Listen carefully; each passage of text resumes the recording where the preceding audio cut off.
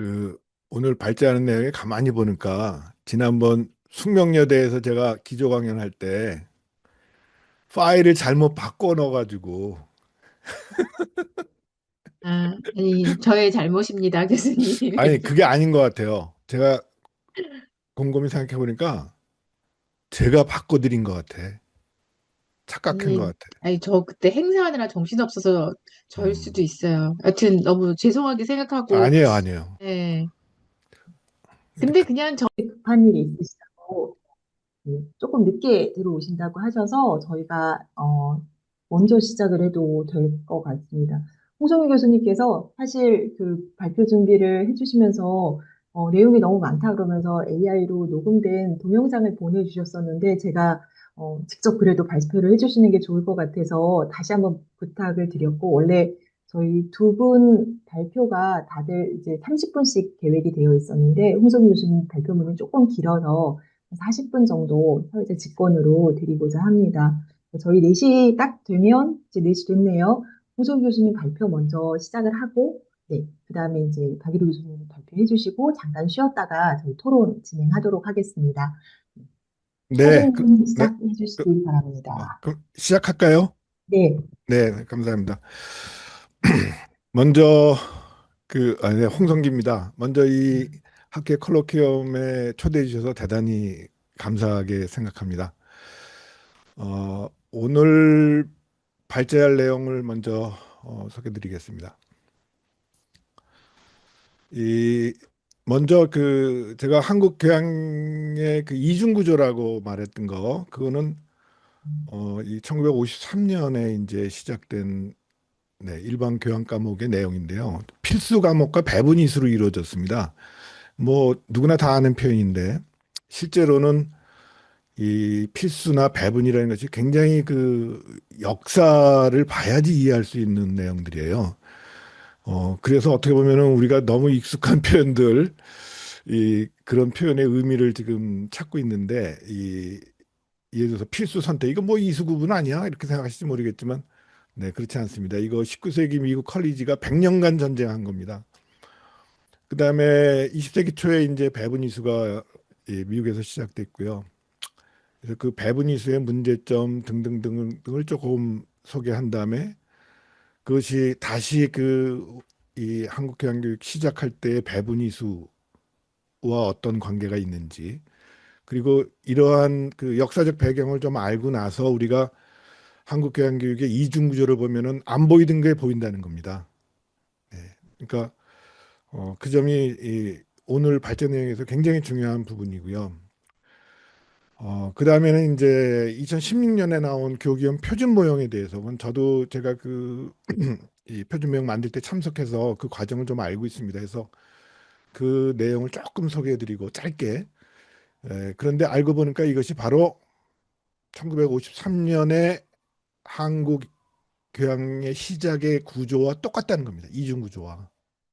그 이유를 제가 조금 설명드리고, 그다음에 우리가 지금 공식적으로 갖고 있는 교양교육의 가장 핵심적인 슬로건이 기초 학문 중심이잖아요. 네, 그것에 대해서도 살펴보는데 바로 그것도 또 53년도 거와 53년도도 기초 학문 중심이었다는 겁니다.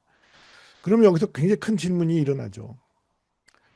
어, 1953년 이후 약 70여 년 동안 한국 교양이 아름답게 진행됐나요? 그렇지 않죠. 그럼 뭔가 여기 문제가 있다는 겁니다. 내 말은 기초학문 중심만 갖고는 안 된다는 거예요. 그거를 이해하는 게 굉장히 중요합니다. 그리고 그렇다고 제가 기초학문 중심 교양을 반대하는 건 전혀 아닙니다. 어, 다만 좀 확장이 필요하다고 보지만 그리고 작년부터 더블 리스팅 얘기가 많이 나오기 시작했어요. 네, 저도 이 더블 리스팅에 찬성했던 적극적인 동조자 중에 한 명이었는데 제가 좀 공부를 하다 보니까 이것이 현재 한국 교양교육의 주요 의제가 될 수는 없다는 겁니다. 왜? 한국에는 교양전담 기구의 존재가 있고 그것과 충돌한다는 겁니다. 굉장히 위험하다는 겁니다. 그 다음에 제가 일본과 대만의 이 교양교육이 가는 방향, 그거를 설명드리면서, 어, 제가 1, 2, 3, 4, 5 이 내용을 말씀드리면서 아마 저절로 오늘 그 발제 또 결론이죠. 통합교양의 필요성이 저절로 드러날 텐데, 어, 저보고 이제 이거 가능하겠냐라고 걱정하시는 분도 있는데, 제가 일본과 대만의 사례를 보여드리면 아마 어느 정도 납득이 되시지 않을까 이렇게 생각합니다. 그리고 마지막에 통합교양의 길, 이것은 통합교양에 대해서는 오늘 제가 발제할 시간이 없고, 대략이라도 말씀드리기가 참 어렵습니다. 해서 다만 이 문제를 어떻게 접근하는 것이 적절할 것인가, 그 부분을 짧게 설명드리고 오늘 끝내도록 하겠습니다. 네, 뭐 여기 벌써 이 내용 여러 번 보신 분도 있지만 한국 교양교육의 기원에 대한 오해가 있습니다. 이 1946년, 그러니까 해방 후 미군정 시절인데 조선교육심의회라는 게 있었습니다. 이거는 이 한국 교육자들이 주로 모여서 한국 교육의 미래를 설계한 굉장히 중요한 회의였는데 거기서 고등교육분과위원회에서 5개 필수 과목을 제안했습니다. 뭐 여기 내용이 있습니다. 국어문화사 외국어 자연과학계론 체육. 이거 딱 보니까 교양 과목이네. 그래서 많은 사람들이 이것이 미국식 교양교육의 기원이라고 오해를 했습니다. 80년이 지속됐습니다. 어디서부터 시작됐느냐? 네, 그 앞에서 잠깐 그 책 표지 보여드렸는데 한국 교육 10년사라는 책입니다. 이거 윤승진 회장님이 구해 주셔가지고 제가 아주 도움이 됐는데 거기에 미군정 시절의 고등교육에 대한 내용 중에 이런 내용이 있습니다. 군정 당시에 대학에서 시한 교육 내용이라 특수한 것이라면 다른 것이 아니고 교과목 분류에 있어서 일반 교양 과목인 것이다. 근데 미군정 시절에 일반 교양 과목이란 말 없었습니다. 그다음에 뒤에 나온 내용은 뭐 그렇게 중요하진 않지만 제가 볼 때는 1952, 53년 교육법 시행령 내용을 미군정 시기로 왜곡 기술한 겁니다. 오해했는지 그거는 잘 모르겠습니다. 이거 누가 썼는지도 모르겠습니다. 저자가 40명입니다. 해서 이거 이 오해가 뭐 단순히 이 교육사 오해면 끝나면 다행인데 이것이 한국 교양교육에 지대한 영향을 끼쳤다고 저는 봅니다. 자, 이제 한국 교양교육의 시작. 네, 교육법 시행령 125조 52년 판입니다. 대학의 교과를 필수와 선택으로 나눴습니다. 그러냐? 그 필수는 뭐냐? 일반 교양 과목과 전공 과목입니다. 네, 요즘은 뒤집혔죠, 이게. 일반 교양 과목의 목표는 일반 지도적 인격 도야입니다. 이 말이 참 이상한 표현이에요. 네, 이것도 뭐 파고 들어가면 또 족보가 나오는데 생략하겠습니다. 3개월 배분 이수, 네, 인문사회 자연계열 3과목입니다. 이때 한 과목은 일주 2시간씩 1년 4학점짜리입니다. 그러니까 한 계열당 12학점씩 최소 36학점입니다. 이 당시 졸업 이수학점은 180이었습니다. 그런데 52년 일반 교양 과목은 시행도 못 됐습니다. 53년에 바뀌었습니다. 내용이. 어떻게 바뀌었냐? 바로 46년 필수 과목이 추가된 겁니다. 물론 철학개론 하나 더 붙여가지고. 잘 기억해 두세요. 그 다음에 3개월 배분 이수는 3과목 이상이 1과목 이상으로 축소됐습니다. 3분의 1로. 결과적으로 52년은 단일 구조였습니다. 실행도 안 됐죠. 53년은 필수와 배분 이수 이중 구조가 된 겁니다. 제가 이중 구조란 말을 여기서 쓴 겁니다. 이것은 정확하게 한국 교양의 두 기원과 일치하는 표현입니다. 꼭 기억해 두셔야 될 것은 이 비율이 필수와 배분 이수 비율이 2대 1이라는 겁니다. 네. 자, 그러면 문제가 뭐냐? 일단 도입 과정이 확실하지 않습니다. 이 교육법 1949년에 제정된 교육법도 사실은 문교부가 국회에 제안했을 당시에 이거 일본 교육 3법을 카피한 거라는 비난 때문에 완전히 다시 위원회 만들어서 다시 만들었거든요. 근데 교육법 시행령은 전쟁 시기에 나온 거라 그 누가 어떻게 만들었는지 확실하지 않습니다. 추측은 되지만 확실한 거는 모릅니다. 그리고 또 문제는 교양은 인격도야라는 겁니다. 네, 뭐 요즘 다른 표현으로 하면 인성 뭐 이런 거죠. 그다음에 전공은 연구예요. 딱 구별을 해놨습니다. 이거 누가 했는지도 확실히 모르지만 제 생각에는 유진호 박사가 아닌가 그런 생각이 좀 듭니다. 그다음에 일상화된 용어 교양, 네, 요즘 문제가 많이 있죠. 뭐 서울대에서는 이거 비학술적이다 해서 뭐 일반 저 공통 과목인가로 바꿨잖아요. 그다음에 필수 배분 2대 1은 말씀드렸습니다. 그다음에 이것이 2016년도 교육위원 표준명과 동일합니다. 동형 구조입니다. 이것이 굉장히 중요해요. 자, 그러면 일반 교양 도입 추천 이거는 그냥 짧게 끝내겠습니다. 이 52년 일반 교양 과목은 용어와 3개월 배분 이수의 교육 과목과 그 순서까지 대부분 자연계열은 조금 다르지만 네, 1948년 일본 대학기준협회 제안 갖고 온 겁니다. 일반 교양 과목이라는 표현 자체가 매우 특이한 표현입니다. 영어로 제너럴 에듀케이션인데 왜 교양이 들어가죠? 네.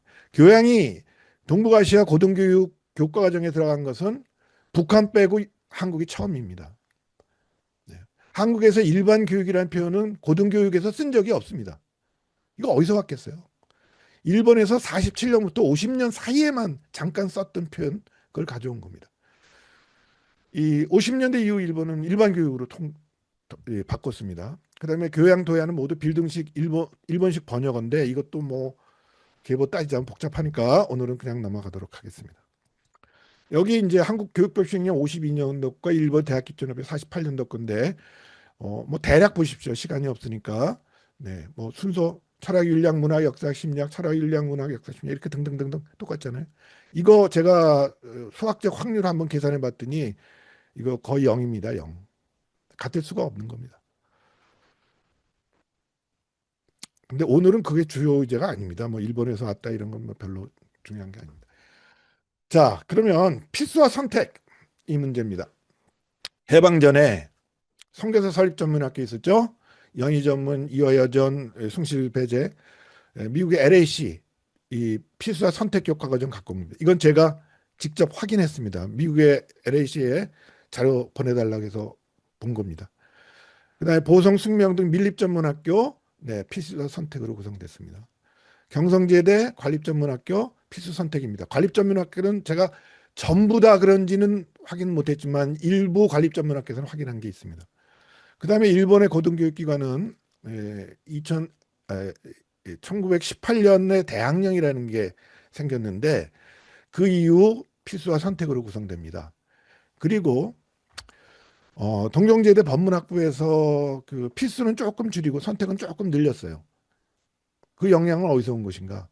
네. 독일의 배움의 자유라는 거 오늘 얘기가 좀 될 텐데 그다음에 미국의 선택제 영향을 받은 겁니다. 그 논문이 있습니다. 네.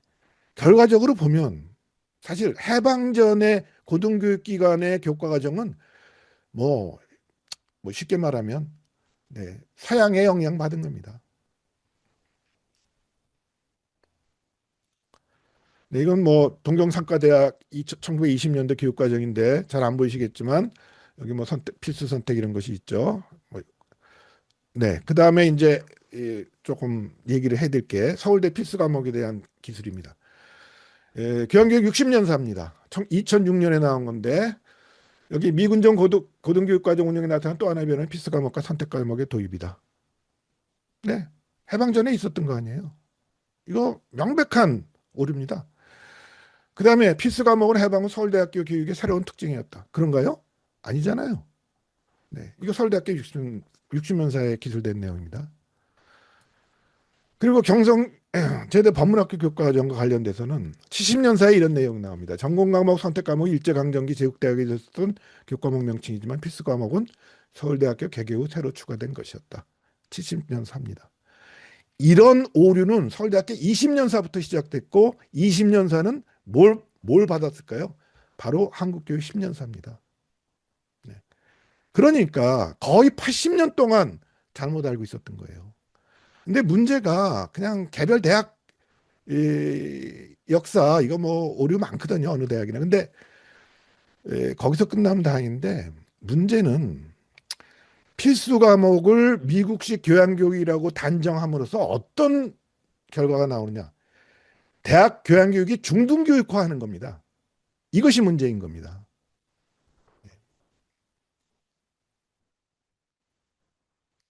네.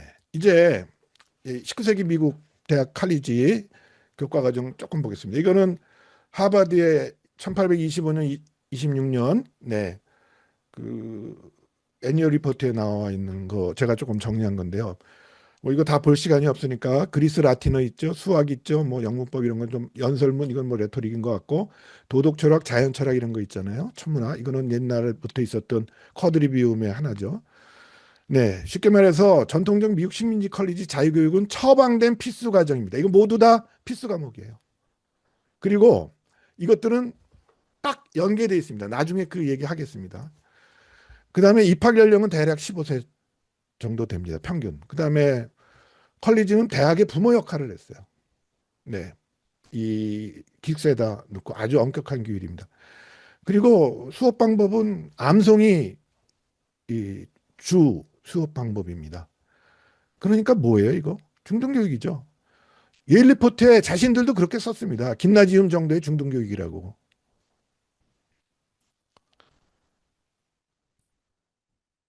네. 자, 그런데 19세기 중후반이죠. 네, 1869년에 엘리엇이 하버드대 총장 됐으니까 35살에. 그리고 아마 72년인가부터 뭐 선택제 도입했죠. 근데 이거는 토마스 제퍼슨이 버지니아 대학에 최초로 도입한 겁니다. 선택제. 네.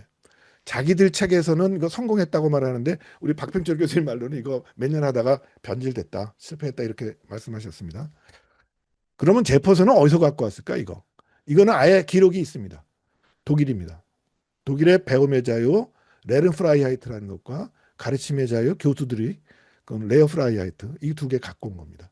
기록이 있습니다. 그 다음에 엘리엇은 네, 이 전통적 칼리지 교육을 깨야 되니까 전통적 칼리지 교육에 있는 교과목은 이것은 일반 교과목이 아니에요. 이것은 굳이 말한다면 엘리트 교과목, 특권층 교과목이에요. 그렇기 때문에 그걸 깨려면 민주화해야 되는 거예요. 교과목 민주화. 그렇게 주장을 했어요. 모든 교과목이 또 동일한 가치가 있다. 그리고 중요했던 것은 독일도 그렇고 독일 연구대학도 그렇고 엘리엇도 그렇고 필수 과목에 대한 혐오, 심지어 감정적인 혐오도 있었습니다. 그리고 배제. 네. 그것이 사실은 19세기 미국 대학을 바꾼 네, 방법이었습니다. 결과는 교과목 수가 폭발적으로 증가합니다. 네. 뭐 교수들이 자기 하고 싶은 과목 개설할 수 있으니까. 그리고 그런 교수들도 또 계속 뽑았어요. 네. 제가 알기로는 교수 수가 60명에서 600명으로 늘었던가 그래요. 40년 만에. 네, 그게 이 하버드의 선택제가 갖고 온 어마어마한 네, 충격이었죠. 미국 대학 지각 변동이 일어났습니다. 뭐가 일어났을까? 전통적 통합적 자유교육이 와해됐습니다. 왜? 자유교육은 꽉 짜여진 필수 과목, 처방된 필수 과목인데 이거 선택제로 그냥 잘라버린 거예요. 그 다음에 입학 연령도 15살 정도에서 18세 정도로 올라갑니다. 18세라는 것은 매우 중요한 의미가 있어요. 엘리엇한테는. 왜냐하면 엘리엇은 18세가 되면 학생이 내가 뭘 하고 싶은지 내 적성 뭔지 알 만한 나이다. 그전에는 모를 수 있다. 근데 18세가 되면 학교가 더 이상 그런 거 개입하면 안 된다는 거예요. 마음대로. 그러면서 미국 칼리지를 유니버시티로 만들고 싶어 했어요. 네. 그리고 전통적 미국 칼리지는 개신교와 불가분의 관계에 있었거든요. 사실은 종교교육이 가장 큰 목적이었기 때문에 종교 지향성도 완전히 파괴됐습니다. 엘리엇은 채플 이런 거 다 없애버렸어요. 네. 그리고 필수 과목에 배경 이론이 있었는데 그게 패컬티 사이콜로지라는 겁니다. 쉽게 말해서 네, 영혼이 있고 영혼의 여러 가지 능력이 있는데 그걸 골고루 균형 있게 발전시켜야 된다. 그것이 패컬티 사이콜로지입니다. 근데 이것을 또 어떤 실험 심리학자가 틀렸다라고 말을 했습니다. 이것도 결국은 파괴됐죠. 결과적으로 영국형 대학에서 독일 연구대학을 지향하면서 비실용적 교육에서 실용적 교육으로 전환한 겁니다. 네, 이것이 19세기 대학에서 필수와 선택이 100년간 전쟁을 벌인 내용입니다. 그러니까 우리가 볼 때 단순히 필수 선택, 뭐 이수 규정인데가 아닙니다. 사실은. 네. 근데 20세기 초반이 되면 상황이 또 한번 바뀌어요. 미국인한테 자유교육이라는 거는 퍼페추얼 드림이라고 합니다. 영원한 꿈이다. 왜? 아름다운 캠퍼스에서 너 어떻게 살아야 되니? 세계가 어떻게 이루어졌니? 이런 거 다 알맞게 다 가르쳐 주는 거, 그거 못 잊는 거예요. 250년 됐는데 그게 금방 사라지겠습니까? 근데 20세기 초반 되면 여러 가지 조건이 생깁니다. 그 중에 하나가 연구대학이 생겼는데 학부와 대학원으로 이원화된 거예요. 연구는 사실은 대학원에서 하는 거고 학부는 네, 언더그레듀에이트 에듀케이션이란 말보다는 익스피리언스라는 말을 썼어요. 그 말은 네, 전공에 그렇게 몰빵할 필요 없다. 올인할 필요 없다는 거예요. 여유가 생긴 거죠. 이때 자유교육의 대체물이 필요하다고 생각된 겁니다. 누가? 하버드대 엘리엇 다음 총장 로웰이라는 사람이. 그래서 자기 글에 그렇게 쓰여 있습니다. 자유교육을 대체하는 것으로 배분 이수를 도입한다. 배분을 도입한다. 그러니까 배분과 집중을 도입한 거죠. 배분 6개, 집중 6개, 나머지 4개는 네, 이른바 자유선택이라고 불렀던 거. 그거는 과목이 아니라 학생 소유 학점입니다. 그 배분의 대상은 뭐냐? 엘리엇이 만들어 놓은 그 많은 선택 과목이에요. 선택 과목에만 배분 이수를 했던 겁니다. 자, 여기서 대학의 역사에서 통합성 상실의 과정을 한번 볼 필요가 있습니다. 아리스토텔레스의 뭐 학문, 저도 잘 모릅니다만 그 구체적인 내용보다는 네, 이론학, 실천학, 제작학이라는 것이 여러 가지 학문을 분류해 놓은 것인데 그것이 하나의 체계를 이룬 겁니다. 하나의 체계. 네.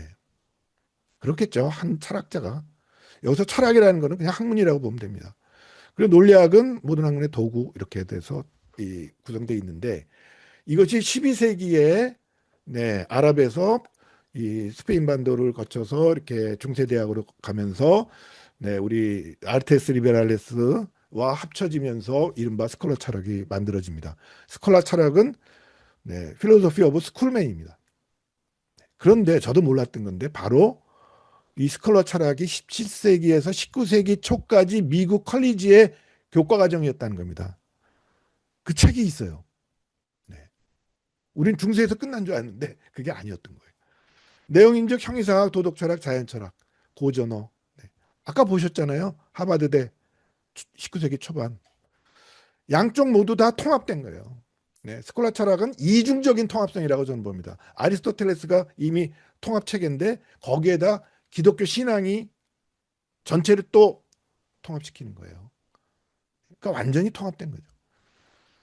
그러나 우리 선택제에 의해서 통합이 깨지고 20세기 초반에 이제 이 뭐 인문학, 사회과학, 자연학, 사회과학은 굉장히 이 역사가 길지 않지만 이 학문들이 네, 다 쪼개지기 시작한 겁니다. 네, 학문의 의미도 다르게 보기 시작해요. 그러면서 분과가 전문화된 거예요. 자, 미국 사람들이 야 이거 큰일 났다 해서 대체품으로 만든 게 디스트리뷰션이죠. 만약에 디스트리뷰션에 학점이 여유가 있다면 뭐 과목 몇 개씩 짜 맞출 수 있어요. 약간의 연계성 우리가 확보 가능합니다. 그런데 한국같이 12학점 네, 연계 불가능합니다. 거의 불가능. 통합 넓이조차도 불가능해요. 불과 4과목, 3과목인데 네, 이런 상태가 된 거예요. 그러니까 미국에서 배분이수 야 이거 저거 말도 안 되는 교육이야. 그런 비판이 쏟아져 나온 거죠. 그러면서 뭐 여러 가지 실험 대학이 나왔습니다. 실험도 하고 그 중에 뭐 커먼코어라고 우리에게 알려진 거 있잖아요. 중액교과라고. 뭐 시카고 대학, 뭐 허친스라든가 컬럼비아 대학 유명하죠. 그다음에 세인트 존스도 그냥 그 고전만 갖고 하는 대학 등등등등. 네, 이 친구들이 뭘 도입했냐? 네, 연계성 확보, 통합성 확보예요. 물론 거기에 공통적인 학부 경험이라는 네, 슬로건도 같이 추가됩니다. 네. 근데 공통중액 이것은 엄밀히 말하면 19세기식 필수 과정이라고 보면 돼요. 근데 이것이 생각지 않게 어려워졌어요. 왜냐? 19세기의 필수 과정 이 자유교육은 소규모 대학이에요. 교수 20명이면 아주 충분하고도 남아요. 학생 수가 적으니까. 근데 20세기 들어와서 대학이 대형화되지 않습니까? 대형화된 대학에서 공통중액 운영하려면 막대한 자원이 필요해요. 인프라가. 교수와 강의실 뭐 등등 돈도 많이 드는 겁니다. 그러니까 사실 대학에서 꺼리는 거죠. 배분이수는 어떻게 보면 재정적으로 가장 싼 방법이에요. 왜? 학과목 교과 그거 같이 쓰면 되는 거예요. 그래서 많이 그걸 선택한 겁니다. 네.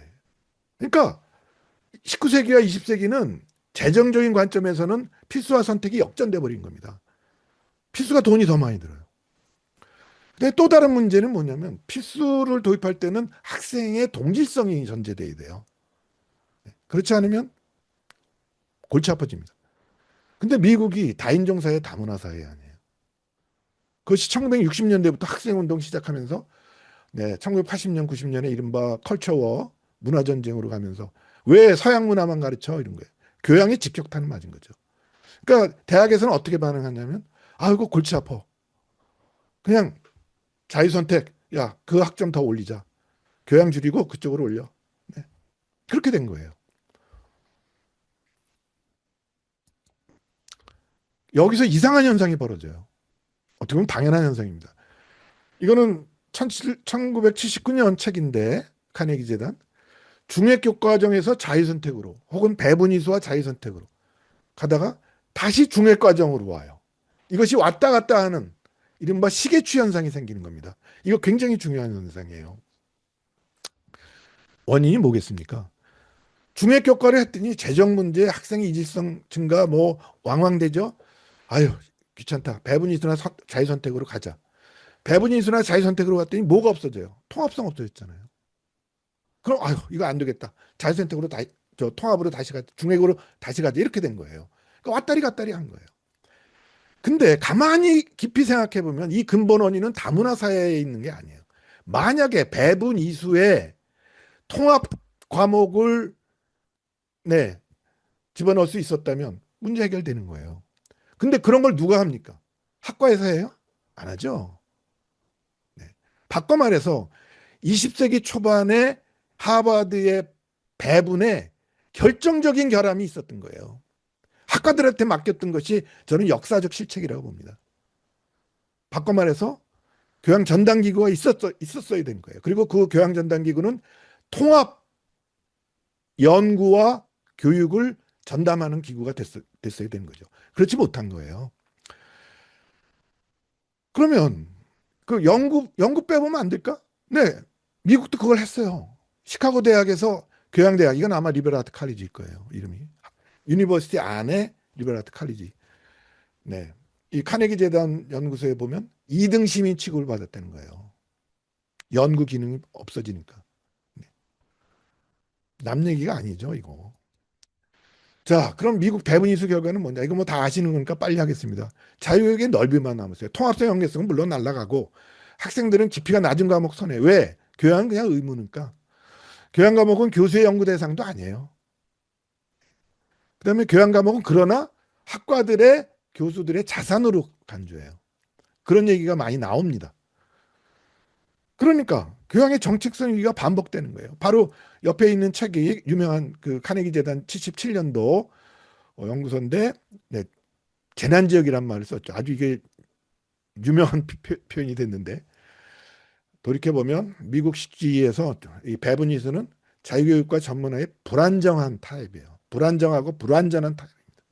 그러니까 이후에도 계속해서 통합성 회복 실험과 운동이 지속되고 있는 겁니다. 지금까지.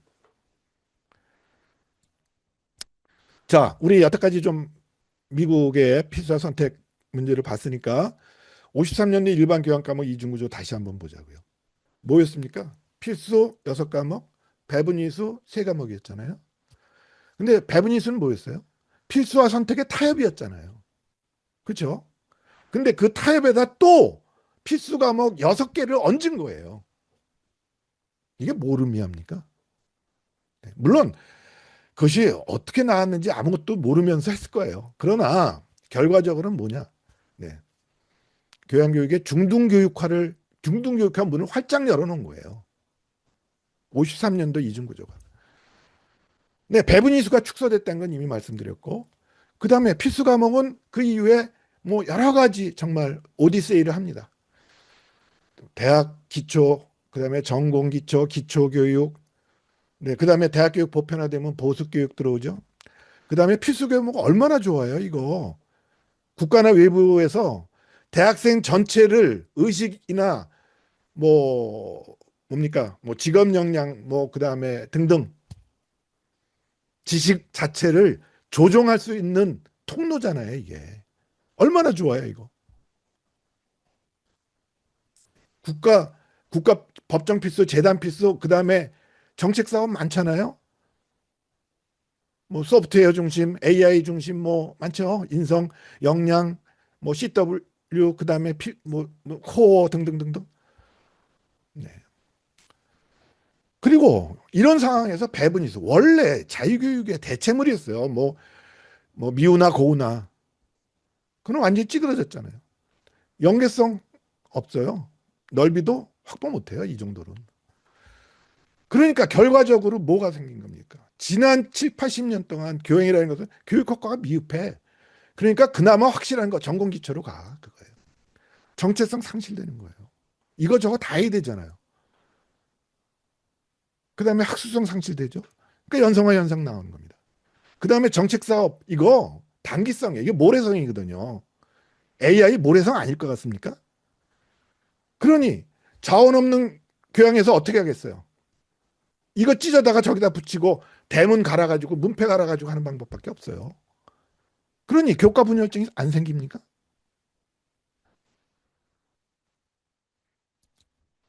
자, 여기서 2016년 교육위원 표준 모형 한번 볼 필요가 있습니다.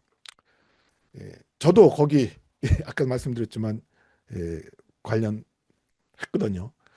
그럼 출발점은 뭐냐? 그 당시에 한국 교양교육의 현실이에요. 그거를 기초교육, 그다음에 뭐 배분이수, 영역분류 이런 거, 그다음에 사회봉사, 예술실기, 그다음에 그 체육, 그래서 체험, 네, 그다음에 실용적인 과목도 뭐 굉장히 잡다한 것들이 많이 있었어요. 그때 만장일치로 그 실용 과목 배제하자, 잘라버리자 해서 잘랐어요. 아, 시원하더라고요, 정말. 이게 이제 다 됐구나. 네, 다 됐나요? 네. 기초학문 중심만으로는 기초학문 중심으로 이 자유교육을 하거나 교양교육을 하는 앞에서도 보셨겠지만 연계성이 있을 때, 즉 19세기 이전에 적합한 방식이에요. 그것만 갖고는 안 돼요. 제가 그거를 부정하는 게 아니에요. 그것만 갖고 안 됩니다. 이건 19세기 이전 방식이에요. 그러나 교육위원 표준안이 중요한 역할을 했잖아요. 교과목 연성화, 난개발. 제가 잡비약이란 말 요즘 별로 쓰고 싶지 않지만 제가 만든 말이지만 시대적 소명을 수행했어요. 훌륭해요. 박수 칠만 해요. 그러나 그 역할에는 한계가 있어요. 그거는 굳이 말한다면 교양이라는 궤도 진입을 위한 1차 추진체 정도지 2차 추진체는 없어요. 우리는 지금 1차 추진체로 올라갔다가 2차 추진체 없는 상태예요. 어디로 떨어질지 모릅니다. 자, 그러면 이 요즘 2025년부터 기초학문 중심 더블 리스팅이 교양의 길이다라고 많이 얘기가 되고 있습니다. 저는 이렇게 질문하고 싶어요. 그동안 우리가 공들여서 만든 것이 교양 전담 기구입니다. 그거랑 정면 충돌해요. 교양 전담 기구 왜 필요하냐? 왜 필요합니까 도대체? 그냥 어, 기초학문 학과에서 교양 과목 개설하면 돼요. 더블 리스팅 하고 싶으면 하면 되는 겁니다. 실제 그런 사례가 있었잖아요. 1968년에 서울대가 교양과 정부 만들었죠. 공릉동에다. 관악 캠퍼스로 75년대 오면서 없어졌어요. 그리고 인문대, 사이대, 자연대가 교양 맡고 그다음에 뭐 교무처가 행정 맡았습니다. 2002년에 들어와서 531 학부제 땀에 기초교육원 만들었어요. 기초교육원의 스테이터스가 뭐예요? 교육조직 아닙니다. 연구조직 아닙니다. 지원시설이에요. 지원시설은 서울대 2개 있습니다. 중앙도서관, 기초교육원. 그리고 이것 따라서 지방국립대학들이 비슷한 거 많이 만들었어요. 그거는 지원시설도 아니에요. 부속시설이에요. 자, 왜? 이유가 있죠. 교양전담기구에 연구 영역이 없잖아요. 그러니까 당연히 전임 교수가 되면 연구를 해야 되는데 왜 전임 교수를 거기다 배속하냐는 거예요. 그리고 그거는 절대 뭐 특별한 상황이 아니에요. 해서 독자적 연구 영역이 없으면 교양전담기 위기는 불가피한 겁니다. 특히 20, 21세기 전문화 연구 중심 대학에서 교육만으로 생존해? 네, 저는 아니라고 봅니다. 자, 일본, 네, 대만 케이스. 자, 그러면 교양 조직에 교양 조직이 연구 조직이 아니면 어떻게 되는가? 그 사례가 있죠. 유명한 사례입니다. 일본 국립대학이 1980년대에 종합과목이라는 걸로 이 상당한 성과를 얻었어요. 자, 그럼 우리도 이제 교양 학부로 승격하자. 학부라는 건 대학이거든요. 연구 조직이에요. 그래서 신청을 했는데 일단 학내에서는 문과대학에서 비틀 놓는 거예요. 너희들 우리랑 비슷하잖아. 아니 똑같잖아 그거예요. 왜? 교양부가 제안을 좀 잘못했어요. 연구 조직이 뭐냐 그러면 그러니까 강자제를 만들었는데 그거를 인문사회 자연의 강자제를 만든 거예요. 그게 똑같잖아요. 문과대학에. 그러니까 비틀는 거예요. 설사 학교에서 승인을 했더라도 문부성에서 또 비틀는 거예요. 왜?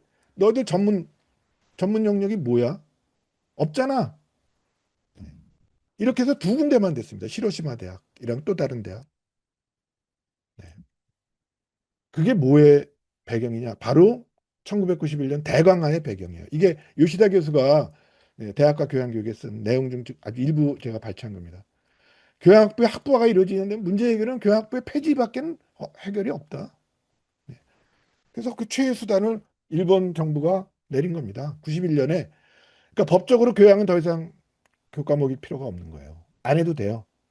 그러니까 교양부 소속 교수들은 관련 학과로 다 배속이 됐습니다. 그러니까 신분차별은 해소됐어요. 그러나 일본에서 대강화를 통해서 교양이 성공했다고 말하는 교수는 학자는 저는 본 적이 없습니다. 왜? 책임 조직이 없잖아요.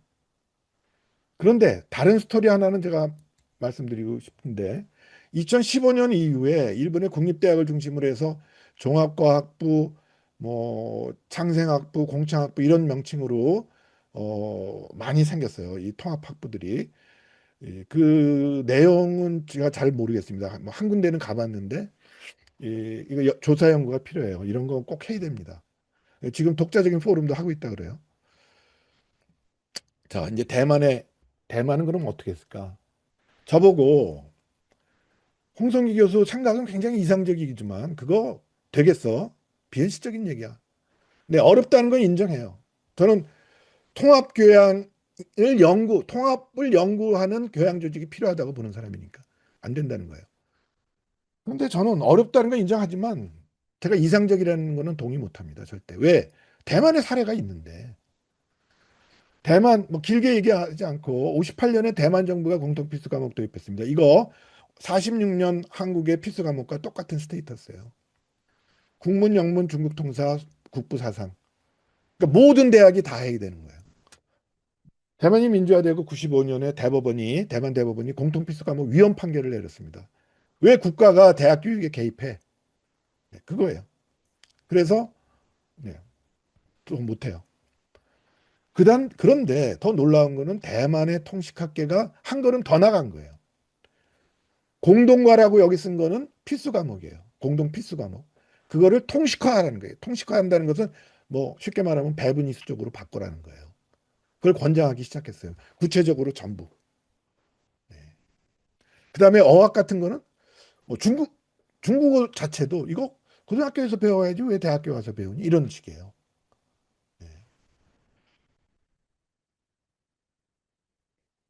물론 이제 대만 이 그 교수들 만나면 대만의 모든 대학은 대만 교육부 소속 대학이란 말을 해요. 그러니까 대만 이 소속 교육부도 힘이 막강한 거죠. 근데 교과 과정 보면 생각 달라집니다. 교양 쪽에선. 네, 이거 신죽에 있는 청와대, 국립청와대학의 이중 배분이수. 이중 배분이수는 공식 용어는 아닌데 여기 통식센터라고 있습니다. 이 청화학원이라는 데가 있는데 청와대학교 청화학원 내에 통식센터예요. 여기 전임이 20명, 24명, 이중 배속이 10명, 10명입니다. 이때 이중 배속이라는 거는 무슨 의미가 있냐면 쌍방향이에요. 네, 쌍방향. 단일 방향이 아니에요. 그리고 이 통식센터 소속 교수들은 뭘 가르칠 수 있냐? 핵심 통식이라고 부르는 걸 가르쳐요. 빨간 겁니다. 이건 뭐냐면 여기 잘 안 보이시겠지만 통합 교육이에요. 이거는 통식센터 소속 교수만 할 수 있어요. 밑에 있는 건 뭐냐면 일반적인 배분이수예요. 네, 인문사회 자연. 이거는 관련 전공 교수들도 와서 개설할 수 있고 강의할 수 있어요. 그러니까 통식센터 교수가 전공 가서 강의하고 전공 교수들은 바로 이 파란색의 일반 배분이수 강의할 수 있는 거예요. 그러나 위 거는 못해요. 이거는 통식센터의 고유 영역이에요. 네. 저 이거 보고 정말 기절하는 줄 알았어요. 네. 우리 윤 회장님이랑 같이 가서 야, 이런 방식이 있었구나. 네. 고유 영역도 확보해, 신분차별 문제도 없어. 네. 자, 이제 끝내겠습니다. 그 저는 교양이 생산할 수 있는 지식에 대한 신뢰가 없어지면 여러 가지 이상한 의미를 부여한다고 봅니다. 예를 들어서 뭐 교양은 전공 기초다. 네. 아니면 보편화 시대의 보수 교육은 교양의 당연한 의무다. 충동 교육이죠. 네. 그러니까 둘 다 교양과 전공의 공동 과제로 봐야 돼요. 근데 왜 안 되냐? 교양은 뭐 그렇잖아. 그런 거 하는 데 아니야. 이렇게 생각됩니다. 왜? 바로 교양의 메인인 네, 그 배분이수, 미우나 고우나 배분이수가 네, 학문 영역으로 확보를 못했기 때문에 그런 거예요. 일본 사례 보셨잖아요. 인성교육, 네, 이것 뭐 많이 나오는데 뭐 저는 이 성인에게 인성교육 한다는 거, 네, 미국 대학에서는 거 불가능하다고 봅니다. 학문 윤리가 가장 중요한 거죠. 역량 뭐 엄청나게 뒤흔들었죠 한국. 소프트 스킬도 뭐 국내를 막론하고 많이 얘기되잖아요. 소프트 스킬 뭐라 그럽니까? 전이 가능한 소프트 스킬이라는 얘기 꼭 하잖아요. 왜 그렇겠어요? 교양에서 너희들 가르치는 지식 그거 뭐 그렇게 대단하니? 그러니 스킬이나 가르쳐서 여기저기 쓰게 만들어. 그거예요. 냉정하게 보면. 근데 상식적으로도 역량이나 소프트 스킬을 교양만 가르칩니까? 전공을 안 하나요? 말도 안 되는 얘기예요. 로스블라트 교수가 얘기하지만 비판적 능력, 네, 그거 네, 연구 중심 대학에서 나온 거예요. 그다음에 창의 융합 얘기 많이 하죠. 우리 배분 이수가 있으니까 뭐 이거저거 다 하니까 그거 어떻게 보면 융합될 수 있지 않을까라는 희망이지만 한편으로 이건 통합교양의 부분이기도 하고 전공의 부분이기도 해요. 이것도 교양 전공 모두 해당되는 거지 우리만의 것이라고 얘기할 수 있는 거 없습니다. 그러니까 이거는 이런 얘기 많이 하고 또 교양에 대한 엄청난 수식을 하잖아요. 이거는 우리가 생산할 수 있는 지식에 대한 신뢰가 없기 때문에 그런 거예요. 아니, 전공에서 이런 얘기하는 거 보셨어요? 자, 그럼 이제 통합교 이게 마지막입니다. 저는 이제 중장기 방향 설정이 제일 중요하다고 봅니다. 왜? 제가 이렇게 얘기를 하지만 70년 넘은 관습의 무게라는 건 대단한 거예요. 대부분의 이 대학 교수들 교양 관심 없습니다. 원래 그렇게 하는 거 아니야가 전부예요. 아는 것도 없어요. 그러니 무식하지만 그 무게가 굉장한 거예요. 관성이. 두 번째, 외부 지원과 자원으로 해결 불가능해요. 왜냐?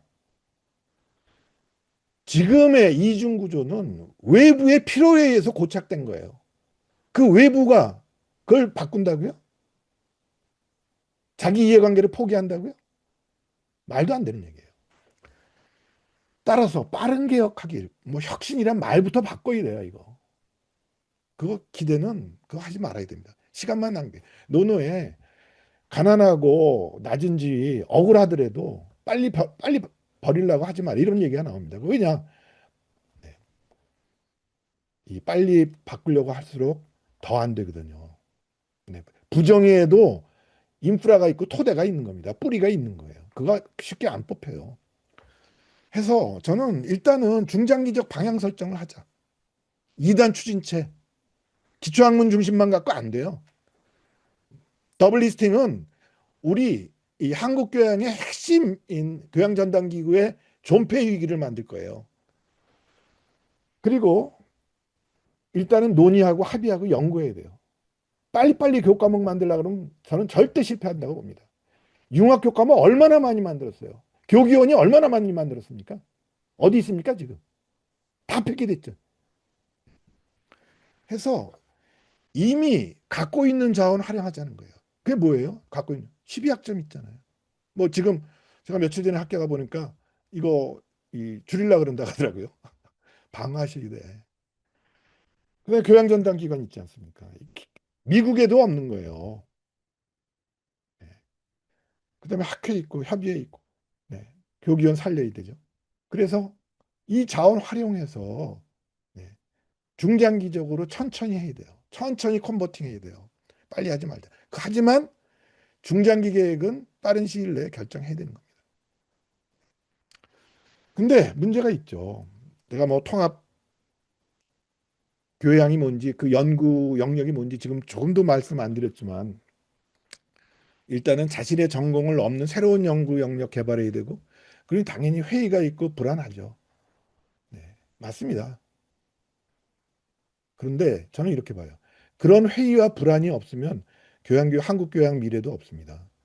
그 불안과 회의가 자원이에요, 사실은. 그걸 극복해야 되니까. 네, 오늘 여기까지 하겠습니다. 감사합니다.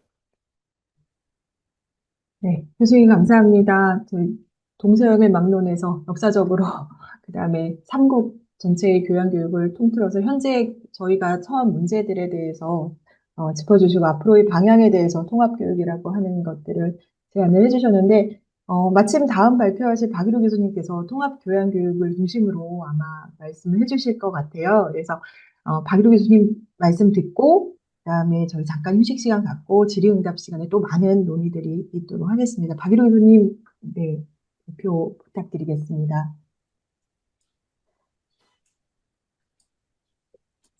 네, 사회자께서